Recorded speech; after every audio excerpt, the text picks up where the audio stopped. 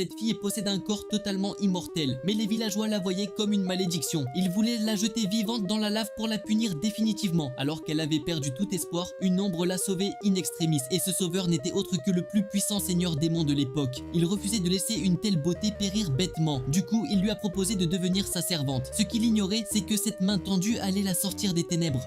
Les années ont passé et le maître est tombé lors d'un duel légendaire. Mais il avait tout prévu, se réincarner dans ce monde 500 ans plus tard. Sauf que le futur est devenu bizarre. L'ancien roi des enfers n'est plus qu'un citoyen lambda. Pourtant, l'immortel ne l'a jamais abandonné.